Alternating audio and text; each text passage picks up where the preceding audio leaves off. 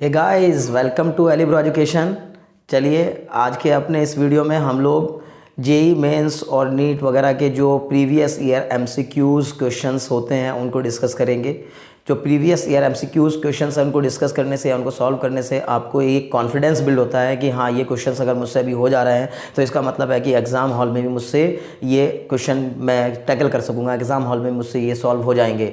अगर इस तरह का क्वेश्चन एग्ज़ाम में आएगा तो मैं वो क्वेश्चन सॉल्व कर सकूँगा। तो इसलिए हम लोग प्रीवियस ईयर एमसीक्यूज़ डिस्कस करके धीरे धीरे कॉन्सेप्ट्स को भी बिल्ड करने की कोशिश करते हैं और अपनी उस प्रॉब्लम या अपनी उस चीज़ को जानने की कोशिश करते हैं जिसकी वजह से हम लोग अभी तक क्वेश्चन सॉल्व करने में कहीं चूक कर रहे हैं। ठीक है, तो मुझे उम्मीद है कि आप लोगों ने चैनल को ज़रूर सब्सक्राइब कर दिया होगा। अगर आपने अभी भी चैनल को सब्सक्राइब नहीं किया है और आप चैनल पर नए हैं तो प्लीज़ चैनल को सब्सक्राइब कर दीजिए और बेल आइकन भी दबा दीजिए ताकि आपको हमारी आने वाली सभी वीडियोस का नोटिफिकेशन मिलता रहे। और आप ऐसे ही जो है ना और भी बहुत सी वीडियोस जिनमें कि मैंने प्रीवियस ईयर के कुछ एमसीक्यूज़ भी डिस्कस किए हुए हैं और बहुत सारी एमसीक्यू बेस्ड मेरी वीडियोस ऑलरेडी चैनल पर अपलोड हो चुकी हैं, तो वो वीडियोस भी आप आराम से देख सकें। चलिए शुरू करते हैं। तो एक क्वेश्चन आया है आपका जेई मेंस में आया है ये, क्योंकि उस समय जेई मेंस जो है वो AIEEE के नाम से हुआ करता था, तो जेई मेंस में ये 2005 में आया है। ठीक है ना, तो 2005 के टाइम पर वही जेई मेंस जो आज जेई मेंस के नाम से जाना था वही उस समय AIEEE के नाम से जाना था।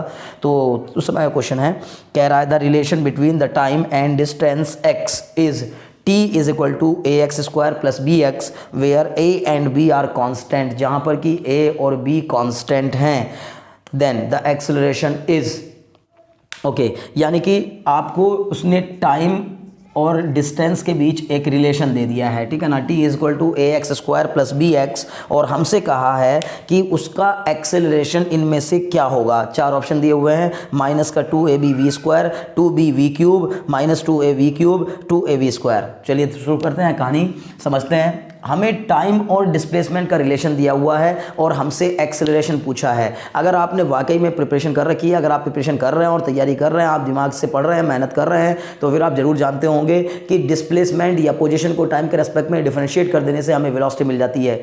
डिस्प्लेसमेंट या पोजीशन को टाइम के रेस्पेक्ट में डिफरेंशिएट कर देने से हमें वेलोसिटी मिल जाती है और वेलोसिटी को टाइम के रेस्पेक्ट में डिफरेंशिएट कर देने से हमें एक्सेलरेशन मिल जाता है। तो इसका मतलब इसका अगर मुझे पोजीशन वेलोसिटी निकालनी है तो मैं इसको टाइम के रेस्पेक्ट में डिफरेंशिएट करूंगा। तो पहले इक्वेशन को ही मैंने क्या किया, शुरुआत कर दी differentiating both side with respect to t. ठीक है ना, दोनों साइड किसके रेस्पेक्ट में हमने डिफरेंशिएट किया, टी के रेस्पेक्ट में। तो बताइए dt/t dt कितना हो जाएगा, तो 1 हो जाएगा। और यहाँ पे जब मैं लगाऊंगा d/dt ऑफ कितना, ax² प्लस bx। देखिए मैं आपको समझाने के लिए कितनी डिटेल में कर रहा हूँ, अदरवाइज मैं जल्दी जल्दी लिखता तो चाहता तो मुझे पता था कि टी का डिफरेंशिएशन टी के रेस्पेक्ट में 1 ही होता है। तो d/dt ऑफ टी कितना हो गया, 1। a कॉन्स्टेंट है, बाहर निकालिए, x² का डिफरेंशिएशन चेन रूल लगा के, तो x² का पहले 2x और फिर x का फिर से करेंगे तो आ जाएगा आपका dx/dt, फिर प्लस में b कांस्टेंट बाहर आ जाएगा dx/dt। अब इसको आप लिख लीजिए 1 बराबर 2ax और आप dx/dt, मैंने अब ये भी आपको बताया कि dx/dt क्या होता है, v के इक्वल होता है, तो इसको v लिख देंगे और ये b और ये भी dx/dt v के इक्वल होगा। ठीक है ना, मैं आपको चलिए बता ही देता हूँ। तो फॉर्मूले, एक फॉर्मूला होता है dx/dt, v बराबर dx/dt, v बराबर dx/dt और एक फॉर्मूला होता है a बराबर dv/dt, ध्यान रखना है। तो जो dx/dt है उसको हम लोग v लिख देंगे। तो यहाँ से v कॉमन आ गया, कितना बचेगा 2ax प्लस b। इसका मतलब वेलोसिटी मिल गई आपको 1/2ax प्लस b।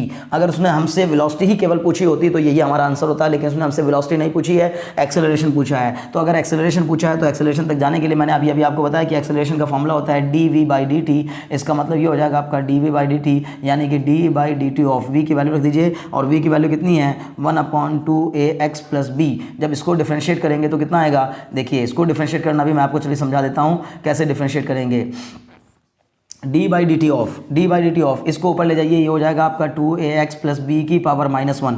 अब इस पूरे को जबरदस्ती आप t मानिए क्योंकि चेन रूल लगाएंगे, और चेन रूल लगाने के लिए हम क्या करेंगे, मुझे लगता है डिफरेंशिएशन तो आता होगा। अगर आप प्रिपरेशन कर रहे हो, मेहनत कर रहे हैं, तो फिर ऐसा नहीं है कि आपको डिफरेंशिएशन भी नहीं आता होगा। लेकिन बेसिक डिफरेंशिएशन भी अगर नहीं आ रहा, मैं फिर भी समझा रहा हूँ कि देखिए यहाँ चेन रूल अप्लाई करेंगे। d/dt ऑफ इसको आप जबरदस्ती अपने मन में t कंसिडर कर लीजिए, तो t की पावर -1 का कितना हो जाएगा 1 यानी पावर पहले आ जाएगी और ये कुल मिला के -1 और ये बन जाएगा आपका 2ax प्लस बी की पावर -2। लेकिन हम जिसको ज़बरदस्ती टी मानते हैं वो टी होता नहीं, उसका फिर से करना होगा। तो d/dt of 2ax plus B हमें फिर से करना होगा। इसको अगर मैं चाहूँ तो ऐसे लिख सकता हूँ 1/2ax प्लस बी का होल स्क्वायर, क्योंकि माइनस की पावर है, नीचे जाके क्या हो जाएगी, प्लस हो जाएगी। और ये d/dt ऑफ ये जब मैं करूँगा तो ये कितना हो जाएगा, 2a कॉन्स्टेंट है, और ये कितना हो जाएगा dx/dt, 2a इंटू dx/dt, और प्लस b का कितना हो जाएगा 0। तो ये मतलब कितना हो जाएगा, माइनस का 2a इंटू dx/dt अपॉन में कितना 2ax प्लस बी का होल स्क्वायर। आप मुझे बताएं कि dx/dt कितने के इक्वल है, dx/dt कितने के इक्वल है। अरे भाई ये समझ पा रहे हो ना, क्योंकि 2ax प्लस बी को जब हम डिफरेंशिएट करेंगे तो 2a इंटू dx/dt आएगा, और dx/dt मैंने अभी भी बताया ना v के इक्वल होता है। तो इसका मतलब कितना हो जाएगा, ये माइनस का 2av अपॉन में, आप मुझे बताइए कि 1/2ax प्लस बी, पूरा 1/2ax प्लस बी, क्या मैं इसको ऐसे लिख सकता हूँ माइनस का 2av, इसको v, और इस पूरे को लिख सकता हूँ 1/2ax प्लस बी का होल स्क्वायर। तो इसका मतलब, और 1/2ax प्लस बी हम ऑलरेडी निकाल के रखे हुए हैं, कितना है v के इक्वल। तो इसका मतलब ये कितना हो जाएगा, माइनस 2av इंटू में वी स्क्वायर, तो मतलब माइनस का 2av क्यूब। आप देख लीजिए, आगे लिख दे रहा हूँ, ठीक है ना, माइनस का 2av क्यूब, यानी कि जो एक्सेलरेशन आएगा वो कितने के इक्वल आ जाएगा, माइनस का 2av क्यूब। चलो एक्सेलरेशन को भी हम कैपिटल ए से ले लेते हैं, आप कंफ्यूज ना हो जाइएगा, क्योंकि यहाँ क्वेश्चन में भी हमें ए और बी दे रखे हैं, तो हमें बेहतर होता है कि हम एक्सेलरेशन का जो सिंबल है पहले वो कैपिटल ए मान लेते हैं। तो कैपिटल ए जो है वो कितने के इक्वल आएगा, माइनस 2av क्यूब। जरा ऑप्शन में देखिए कहीं ऐसा ऑप्शन है क्या, हाँ माइनस 2av क्यूब ऑप्शन में दिखाई दे रहा है, शायद इसमें सी ऑप्शन हो, या जो भी आपके पास क्वेश्चन होगा उसके हिसाब से अगर आप देखेंगे तो minus 2av cube is the right answer. तो एक्सेलरेशन की वैल्यू कितनी हो जाएगी, माइनस 2av क्यूब, क्योंकि आपको चार ऑप्शन दे रखे हैं कि माइनस 2ab वी स्क्वायर, एक है 2bv क्यूब, एक है माइनस 2av क्यूब, एक है 2av स्क्वायर। तो इसका मतलब minus 2av cube is the right answer. चलिए नेक्स्ट क्वेश्चन की तरफ बढ़ते हैं। नेक्स्ट क्वेश्चन में कहा गया है, बढ़िया क्वेश्चन है ना ये क्वेश्चन भी, मुझे उम्मीद है कि समझ में आ गया होगा आपको पहला वाला क्वेश्चन, ठीक है। और अगर आपने सॉल्यूशन नहीं नोट किया तो आप वीडियो को पॉज करके आराम से क्वेश्चन का सॉल्यूशन नोट डाउन कर सकते हैं, अगर आप नोट करना चाहते हैं तो। चलिए अगले क्वेश्चन की तरफ बढ़ते हैं। अगला क्वेश्चन कह रहा है, a particle located at x equal to 0 and t equal to 0 at time t equal to 0 start from along the positive acceleration with velocity v। एक पार्टिकल है जो कि x बराबर 0 से t बराबर 0 पर x बराबर 0 से चलना शुरू करता है। मतलब जब चलना शुरू करता है तब का टाइम तो 0 है और पोजीशन x बराबर 0 है। तो यहाँ से जब ये पार्टिकल चलना शुरू करता है तो start moving along the positive direction of x axis. कौन सी एक्सिस के डायरेक्शन में मूव करना शुरू करता है, positive direction of x axis के अलोंग मूव करना शुरू करता है। और कहा गया v equal to alpha root x। ये क्वेश्चन भी आपका मेंस 2006 में आया, जेई मेंस 2006 में। उस समय AI हुआ करता था, लेकिन वही एग्जाम है आज जेई मेंस के नाम से जाना जाता है। तो इसका मतलब ये जेई मेंस 2006 का क्वेश्चन है, ठीक है ना 2006 मतलब 2006 का है, ठीक है। दिमाग ज़्यादा केवल और केवल क्वेश्चन पे है। 2006 या 2006 या 2006 क्या बोल रहे हैं कुछ पता नहीं चल रहा है। देखिए तो ए पार्टिकल लोकेटेड एट, चलिए यहाँ तक हो गया ना। कुल मिला के हमें दिया कि उसका जो वेलोसिटी है वो अल्फा रूट x के इक्वल है। वेलोसिटी दी गई है alpha root x equal. The displacement of the particle varies with time t। हमें पता करना है कि जो इसका डिस्प्लेसमेंट है वो टाइम के साथ कैसा रिलेशन रखता होगा, यानी कि x जो है, जो अभी इसका डिस्प्लेसमेंट आएगा उसका रिलेशन टाइम से क्या होगा। चलिए तो वेलोसिटी हमें दे रखी है और हमें डिस्प्लेसमेंट का रिलेशन निकालना है। तो आप मुझे बताओ ना वेलोसिटी का फॉर्मूला क्या होता है। अभी तो लिखवाया था मैंने इससे पहले वाले क्वेश्चन में, v इक्वल टू dx/dt। तो इसका मतलब इसकी जगह पे क्या रखेंगे, dx/dt is equal to alpha root x। अब जब ऐसा रखेंगे तो ये कितना हो जाएगा, dx/√x is equal to alpha dt। मतलब हमने वेरिएबल को क्या कर लिया, सेपरेट कर लिया, और वेरिएबल को सेपरेट कर लिया तो अब कोई दिक्कत बची नहीं है। और ऊपर ले जा करके आप इसको लिखिए, देखिए क्या ना, x की power -1/2 dx is equal to alpha into dt। अगर आपको x का रिलेशन t के साथ निकालना है, dt के साथ निकालना है, तो फिर आपको इसको डिफरेंशिएट नहीं इंटीग्रेट करना होगा, क्योंकि x का रिलेशन चाहिए हमें, x का रिलेशन। और पावर क्योंकि नेगेटिव है तो उसको पॉजिटिव बनाने के लिए या पावर को पूरा करने के लिए हम लोग इसको डिफरेंशिएट नहीं करेंगे बल्कि इंटीग्रेट करेंगे। तो इंटीग्रेटिंग बोथ साइड ये हो जाएगा x की power -1/2 dx is equal to alpha dt। अब x की पावर -1/2 का इंटीग्रेशन 1/2, x की power 1/2 upon 1/2 is equal to alpha t plus k भी हम कह सकते हैं कांस्टेंट। वो तो कांस्टेंट है तो उससे कोई इतना बड़ी बात नहीं है, लेना देना नहीं है। ये कितना हो जाएगा, 2x की power 1/2 equal to alpha t plus k। इसका मतलब x की power 1/2 equal to alpha t upon k, है ना। मतलब अल्फा t अपॉन कितना, ये 2 और प्लस का कितना के, इस सब से के से कोई लेना देना नहीं है, क्योंकि अगर हम लोग, अच्छा चलिए ये भी कह सकते हैं कि अगर आप जब t 0 था तो ये x बराबर 0 पे था, और जब ये t बराबर 0, देखिए इसकी लिमिट हम ऐसे ले सकते हैं 0 से t, और ये ले सकते हैं 0 से x, तो फिर हमें के लेने की जरूरत नहीं पड़ेगी। तो हमारा जो अल्फा t आया है, ये जो अल्फा dt आया, तो उस अल्फा t का आप ना k को हटा दीजिए, और अल्फा t को ही जब आप लिमिट अप्लाई कर दोगे तो अल्फा t ही बन जाएगा 0 से t तक की लिमिट में, और जब यहाँ 0 से x तक की लिमिट में आप x लगा दोगे तो यही आ जाएगा। तो आपका आ गया x की पावर 1/2 बराबर अल्फा t बाई 2, इसका मतलब x बराबर, स्क्वायरिंग कर दी दोनों साइड स्क्वायर कर देंगे तो कितना आ जाएगा, alpha square t square by 4, alpha भी कांस्टेंट 4 भी कांस्टेंट, तो साफ साफ समझ में आ गया कि x is directly proportional to t square. Option में जब आप ढूंढेंगे तो आपको मिलेगा एक t की पावर 1/2, एक मिलेगा t की पावर 3, एक मिलेगा t का स्क्वायर, एक मिलेगा t, तो t का square is the right answer. मुझे उम्मीद है कि आपको यहाँ तक किसी भी प्रकार का कोई डिफिकल्टी नहीं आई होगी, आप इस क्वेश्चन को अच्छे समझ गए होंगे, और अगर आप वाकई में यहाँ तक आ चुके हैं वीडियो देखते हुए तो मुझे उम्मीद है कि आप वीडियो को एंजॉय कर रहे होंगे। तो अगर चैनल को अभी तक सब्सक्राइब नहीं किया तो जरूर चैनल को सब्सक्राइब कर दीजिए, आपका सब्सक्रिप्शन हम लोग के लिए बहुत मोटिवेशन लेकर आता है। चलिए खैर नेक्स्ट क्वेश्चन की तरफ बढ़ते हैं। नेक्स्ट क्वेश्चन में कहा गया है ना, नेक्स्ट क्वेश्चन में कहा गया है a particle is moving with velocity v, vector v equal to, देखिए ये भी जेई मेंस का क्वेश्चन है, जेई मेंस 2010 का क्वेश्चन है, जेई मेंस 2010 का क्वेश्चन है। वेक्टर v इक्वल टू दिया गया हम लोगों को k into y i cap plus x into j cap, ऐसे करके हम लोग को एक वेलोसिटी दी है। A particle is moving with velocity vector v बराबर k y i cap plus x j cap, where k is constant, the general equation of the path is, हमें इस पाथ की जनरल इक्वेशन पता करनी है। तो पहले तो आप इस वेलोसिटी वेक्टर को ही थोड़ा सा सिंप्लीफाई करके लिख लीजिए, ये बन जाएगा k वाई आई कैप और ये बन जाएगा आपका k x जे कैप। अब आप इसको क्या कह सकते हैं, क्योंकि कोई भी वेलोसिटी वेक्टर हमेशा इस फॉर्म में लिखा होता है v x आई कैप प्लस v y जे कैप, अगर वो मोशन इन प्लेन है, और अगर मोशन इन स्पेस है तो v x आई कैप प्लस v y जे कैप प्लस v z के कैप, तीनों हो जाएगा। तो इसका मतलब है कि आपने इसको फॉर्म में लिख लिया, तो यहाँ से आप कंपेयर करके पता लगा सकेंगे कि Vx की वैल्यू कितने के इक्वल हो जाएगी, Vx इज इक्वल टू के वाई। जब आप इसको कंपेयर करेंगे आई वालों के साथ और जे वालों के साथ कंपेयर करेंगे तो Vx इज इक्वल टू के वाई हो जाएगा और Vy इज इक्वल टू के एक्स हो जाएगा। अब मुझे चाहिए क्या, मुझे चाहिए क्या देख लेते हैं। अच्छा तो मुझे तो इक्वेशन बनानी है, मतलब इसकी पाथ की जनरल इक्वेशन बनानी है। क्या गजब का क्वेश्चन है, मैं कह रहा हूँ बहुत ज़बरदस्त, बहुत इंपॉर्टेंट क्वेश्चन। ऐसे क्वेश्चंस तो बस मन खुश कर देते हैं, ठीक है ना। तो इसने कहा हमें इस पाथ की जनरल इक्वेशन बनानी है, तो बनाइए dx, vx को आप क्या लिखोगे dx बाई dt, मतलब x की डायरेक्शन की वेलोसिटी है ना ये, तो x वाला कोऑर्डिनेट के चेंज होने के रेट को ही तो x की वेलोसिटी कहेंगे। तो dx बाई dt बराबर कितना हो जाएगा आपका ky, और इसको आप क्या लिखोगे, इसको लिखोगे dy बाई dt, तो dy बाई dt बराबर कितना हो जाएगा आपका kx। अगर इन दोनों को डिवाइड करा दिया जाए तो dt से dt गायब हो जाएगा, कितना बचेगा dx बाई dy बराबर ky बाई kx, के से के कैंसिल हो जाएगा। तो अगर इसको उल्टा करके भी लिख दूं मैं तो dy by dx is equal to कितना हो जाएगा, या ना भी लिखो हटाओ, बस सही है ये यहाँ तक, dx by dy is equal to y upon x। और अगर ऐसा हो गया और हमें इक्वेशन पता करनी है, जनरल इक्वेशन पता करनी है, तो फिर x को इस साइड ले जाइए और dy को साइड ले जाइए, तो एक इक्वेशन बनेगी x dx is equal to y dy। क्या बन गई है, इस बॉडी के, इस पार्टिकल के मोशन की डिफरेंशियल इक्वेशन बन गई। क्या बात है, मज़ा आ रहा है ना, मतलब क्या गजब की चीज़ बताई उसने कि एक डिफरेंशियल इक्वेशन तैयार हो गई। बस आपको उसे जनरल इक्वेशन में कन्वर्ट करना है। तो डिफरेंशियल इक्वेशन सॉल्व करना तो आपने मैथमेटिक्स में बड़े अच्छे से सीखा होगा। तो किसी भी डिफरेंशियल इक्वेशन को सॉल्व करने के लिए इंटीग्रेट कर देते हैं दोनों साइड, तो इंटीग्रेटिंग बोथ साइड, दोनों साइड इंटीग्रेट कर दीजिए, आपको आंसर मिल जाएगा x dx is equal to y dy। तो अब कितना हो जाएगा इसका इंटीग्रेशन, यह आ जाएगा आपका x² बाई 2 बराबर y² बाई 2। अब देखिए ऐसा कहीं दिया है क्या, x² बाई 2 बराबर y² बाई 2।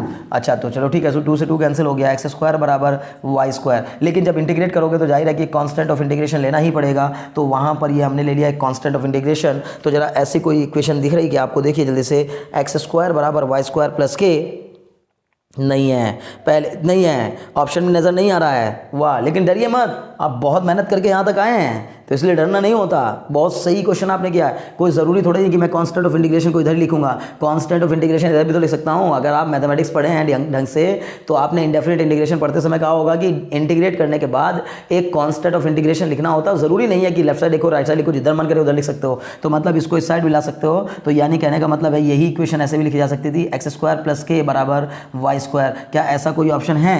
तो हाँ, देखने को मिल रहा है, y² बराबर x² प्लस कॉन्स्टेंट, y² बराबर एक्स स्क्वायर प्लस कांस्टेंट एक ऑप्शन में दिया हुआ है, इसका मतलब वही सही आंसर होगा, y square equal to x square plus constant. मुझे उम्मीद है कि आपने इस क्वेश्चन को भी अच्छे से समझ लिया होगा। अगर आपको ये क्वेश्चन समझ में नहीं आ रहा है या आपको ये सॉल्यूशन नोट करना है तो वीडियो को पॉज करिए, जल्दी से सॉल्यूशन नोट डाउन कर लीजिए और फिर अगले क्वेश्चन की तरफ बढ़िए, ठीक है ना।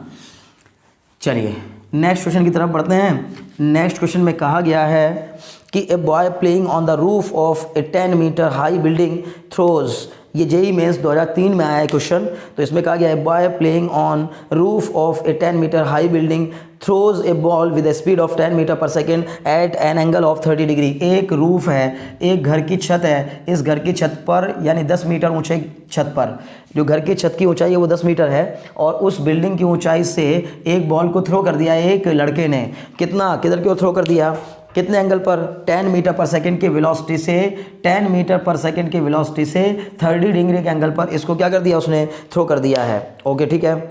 अब इसने क्या कहा, how far from the throwing point will the ball be at the height of 10 metre from the ground. मतलब ग्राउंड से, पहली बात ये ग्राउंड से हाइट थी 10 मीटर, अब उसने पूछा है कि हाउ फार, कितनी दूर, यहाँ से कितनी दूर, इसकी हाइट फिर से ग्राउंड से कितनी होगी, 10 मीटर। वाह क्या बढ़िया क्वेश्चन बनाया है, क्या ज़बरदस्त क्वेश्चन बनाया। मतलब आप सोचिए ना कि मतलब दिमाग लगा रहे हैं कि आपका कॉन्सेप्ट क्लियर है कि नहीं, आपको फिजिक्स के कॉन्सेप्ट समझ में आते हैं कि नहीं। और भाई फिजिक्स तो समझ में आ जाएगी बशर्ते कि आप फिजिक्स में आनंद लेना सीख जाइए। आप जब क्वेश्चन सॉल्व कर रहे हो तो बोझ ना लगे, बस जिस दिन आपको फिजिक्स के क्वेश्चन सॉल्व करते समय, न्यूमेरिकल सॉल्व करते समय आनंद फील होने लगेगा, समझ लीजिए आपको फिजिक्स कुछ भी नहीं लगेगी, फिर बहुत ज़्यादा आसान हो जाएगी। अदरवाइज़ अगर आप इसको डर समझकर, बोझ समझकर, परेशानी समझकर पढ़ रहे होंगे तो फिर आपको फिजिक्स के क्वेश्चन सॉल्व नहीं हो पाएंगे और आप हमेशा ही डिसकम्फर्ट रहेंगे, ठीक है ना। तो अपने आप को अगर कंफर्टेबल जोन में लाना है तो थोड़ी सी मेहनत करिए।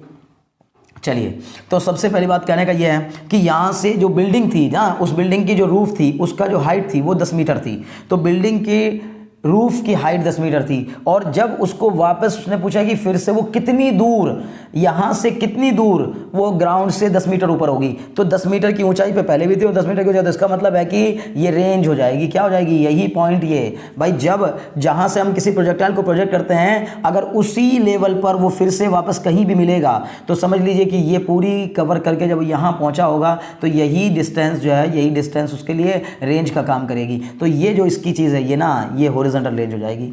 तो बस आपको कुछ नहीं करना था, केवल और केवल हॉरिजॉन्टल रेंज निकालनी थी, उसने बस इस तरह से दे दिया। क्योंकि कई बच्चे ये सोचकर कंफ्यूज हो जाएंगे कि ये हॉरिजॉन्टल रेंज कैसे लगा दूं मैं फॉर्मूला, वो तो नीचे जाके गिरेगा। अरे नीचे गिरेगा जरूर, अभी यहाँ जर्नी कोई कंप्लीट थोड़ी ना, कोई खत्म थोड़ी ना होगी, आगे जा रहा है, जाने दीजिए, कोई दिक्कत नहीं है। लेकिन उसने हमसे तो बस ये पूछा है ना कि ग्राउंड से 10 मीटर ऊपर फिर कितनी दूरी पर, यहाँ से कितनी दूरी पर वो ग्राउंड से 10 मीटर ऊपर होगा। तो भाई जब यहाँ से ग्राउंड से 10 मीटर ऊपर होगा तो समझ लो कि ये और ये दोनों चीज़ें इक्वल हाइट हो गई, तो इसका मतलब ये लेवल सेम हो गया। और जब किसी प्रोजेक्टाइल को आप थ्रो करते हैं तो अपने सेम लेवल पर रहते हुए जब वो मीट करता है कहीं, जब वापस अपने उसी सेम लेवल पे आता है तो उसकी ये जो दो पॉइंट के बीच की डिस्टेंस होती है उसी को तो हॉरिजॉन्टल रेंज कहा जाता है। तो इसका मतलब यहाँ पर हॉरिजॉन्टल रेंज का फॉर्मूला लगाएंगे u square sine 2 theta upon G. अब बताइए u कितना दिया आपको, u दिया गया था 10 मीटर पर सेकेंड, तो 10 का square into sine 2 theta, theta की वैल्यू आप लिख दीजिए कितनी 30 डिग्री दी गई है, अपॉन में कितना जी की वैल्यू 10 ले लीजिए, तो इस 10 से 10 कट गया, कितना हो गया 10 इंटू साइन 60, साइन 60 की वैल्यू कितनी √3/2, तो ये कितना हो जाएगा 10 √3/2, कट के कितना जाएगा आंसर 5√3 मीटर। आप देखिए कहीं ऑप्शन में दिया हुआ है क्या 5√3 मीटर, तो 5√3 मीटर, अच्छा 5√3 नहीं दिया है, उसने पॉइंट्स में दिया है, तो फिर कोई बात नहीं है। हॉरिजॉन्टल रेंज का फॉर्मूले में जो आपका 5√3 आया है उस 5√3 को आप लिखिए 5 इंटू 1.732, इसको जब आप सॉल्व करेंगे तो गारंटीड 8.66 आ जाएगा, आपको घबराने की ज़रूरत नहीं है। और एक ऑप्शन में 8.66 मीटर भी आंसर है, तो 8.66 metre is the right answer. मुझे उम्मीद है कि आपको ये क्वेश्चन भी अच्छे से समझ में आ गया होगा। और अगर आपने इस क्वेश्चन को भी समझ लिया तो फिर एक और क्वेश्चन की तरफ बढ़ते हैं, एंजॉय करते हुए, मज़े लेते हुए। अगला क्वेश्चन फिर से देखिए, और अगर आप और ज़्यादा आनंद लेना चाहते हैं तो फिर चैनल को सब्सक्राइब करिए ना, और बहुत सारी वीडियोस आपको और मिल जाएंगी जिन पर कि आपको बहुत से और कॉन्सेप्ट जानने को मिलेंगे, ठीक है। चलिए देखिए क्वेश्चन क्या कह रहा है next, A water fountain on the ground sprinkles water all around it. एक स्प्रिंकल्स है ना, मतलब एक वाटर फाउंटेन है जो कि स्प्रिंकलर्स स्प्रिंकलर है। मतलब आपने देखा होगा ना, अरे भाई कभी कभी पार्क तो गए होंगे ना, उस पार्क में आपने फव्वारा चलते हुए तो देखा होगा ना, तो जो फव्वारा चल रहा है उसमें जो फव्वारा चलता है, वाटर फाउंटेन जो होता है, वो ऐसे ऐसे करके पानी को क्या कर रहा होता है, स्प्रिंकल कर रहा होता है। स्प्रिंकल मतलब पानी बिखरा रहा है। चलिए बिखरा दिए, कोई बात नहीं। If the speed of the water coming out of the fountain is v, अगर उस फाउंटेन से बाहर आते समय पानी की जो वेलोसिटी है या स्पीड है वो v के इक्वल है। ओके, ये मान लीजिए, आप ऐसे समझिए कि ये कोई फाउंटेन है, इस फाउंटेन से पानी जो है वो ऐसे ऐसे करके ऐसे ऐसे करके ऐसे ऐसे करके अब चारों तरफ वो ऐसे करके बिखरा रहा है पानी, फाउंटेन जो है, ठीक है। चलिए, अब जब आपने फुहारे से पानी को बिखरते देखा तो आपने पाया कि ये पानी जाहिर सी बात है गिर करके यहाँ कहीं ना कहीं ग्राउंड पे गिरेगा, ये कहीं ना कहीं यहाँ ग्राउंड पे गिरेगा। बात समझ में आ रही है?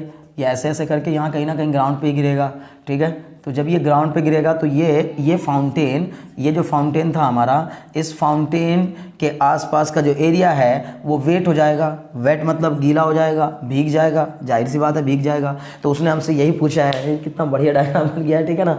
तो उसने हमसे यही पूछा है कि एक फाउंटेन जो है उससे जब पानी बाहर आता है तो बताइए वो मैक्सिमम कितना एरिया वेट कर सकेगा, ठीक है ना। तो उसने हमसे ये पूछा, water coming out from the fountain is v, the total area around the fountain that gets wet, मतलब उस फाउंटेन के आसपास का कितना एरिया, टोटल एरिया बताइए वो जो कि वो वेट कर देगा, जिसको गीला कर देगा। तो वो वेट एरिया कितना होगा आपको इसको अगर बताना है तो इसके लिए देखिए क्या करेंगे। सबसे पहली बात आप खुद बताइए कि आप अगर ज़्यादा से ज़्यादा, बहुत ज़्यादा से ज़्यादा अगर वो किसी सरफेस को गीला कर सकेगा तो कहाँ तक कर सकेगा, जहाँ तक उस फाउंटेन से निकलने वाली पानी की मैक्सिमम रेंज होगी। और मैक्सिमम रेंज किस एंगल पर मिलती है आप जानते होंगे, मतलब अगर ये फाउंटेन से निकलने वाले, क्योंकि इसमें स्प्रिंकल्स जो लगे होते हैं ना वो अलग अलग एंगल पर लगे होते हैं, या फिर ये कह लीजिए कि वो घूम घाम करके किसी तरह अपने आपको एंगल पर चेंज करते रहते हैं। लेकिन हम जानते हैं कि कोई भी प्रोजेक्टाइल, और जब फाउंटेन से पानी बाहर आता है तो फाउंटेन से बाहर आने वाले पानी का एग्जाम्पल भी एक प्रोजेक्टाइल मोशन का ही एग्जाम्पल है। तो इसका मतलब फाउंटेन से बाहर आने वाला ये पानी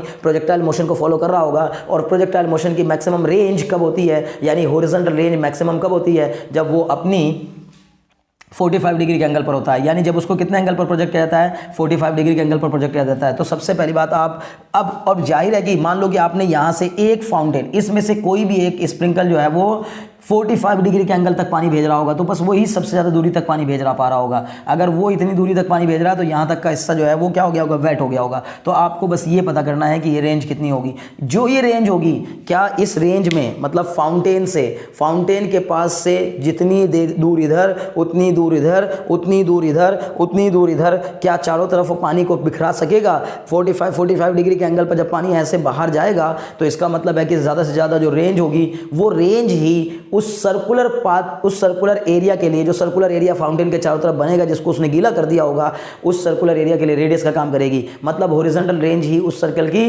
रेडियस हो जाएगी। तो पहले आप हॉरिजॉन्टल रेंज पता कर लीजिए, और हॉरिजॉन्टल रेंज का फॉर्मूला, मैक्सिमम रेंज का फॉर्मूला, यानी मुझे मैक्सिमम रेडियस पता करनी है तो मैक्सिमम रेंज का फॉर्मूला होता है u² साइन 2 थीटा। थीटा कितना? 45 डिग्री। 45 डिग्री के एंगल पर रेंज मैक्सिमम आती है, तो मैंने u² साइन 2 थीटा। फॉर्मूला तो वैसे ये होता है u² साइन 2 थीटा अपॉन जी। अभी तो शायद पहले वाले क्वेश्चन में भी किया था।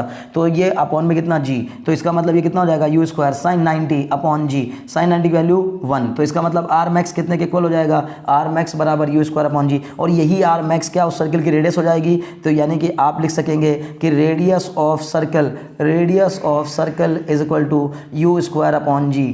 बात समझ में आ रही ना, u² अपॉन जी। लेकिन क्वेश्चन में हमें शायद दिया गया था कि जो फाउंटेन की वेलोसिटी है वो v है, तो u ही हमें समझ लिए क्वेश्चन में क्या दे रखा है, v दे रखा है। तो v² अपॉन जी, क्या हमें सर्कल की रेडियस मिल गई, v² अपॉन जी। मतलब ये जो कैपिटल R है यही उस सर्कल की रेडियस होगी। तो बताओ मुझे कितना एरिया वेट कर सकेगा। तो एरिया ऑफ सर्कल का फॉर्मूला तो आप बिल्कुल जानते होंगे, मुझे पूरी उम्मीद है 110% ये जानते होंगे आप फॉर्मूला।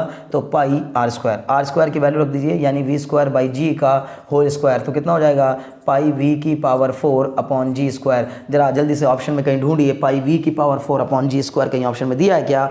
यस, पाई v की पावर 4 अपॉन जी स्क्वायर आपको एक ऑप्शन में दिखाई दे रहा होगा। मुझे उम्मीद है कि आपने इस क्वेश्चन को बहुत अच्छे से एंजॉय किया होगा और समझ भी लिया होगा, और इस वीडियो को भी आपने ज़रूर एंजॉय किया होगा। अगर आपने वीडियो को वाकई एंजॉय किया और आपको वीडियोस हेल्पफुल लग रहे हैं तो प्लीज़ अपने फ्रेंड्स में इनको शेयर करिए और बाकी लोगों को भी हमारे इस चैनल के बारे में जानकारी दीजिए, और अपने आप भी चैनल को सब्सक्राइब कर दीजिए।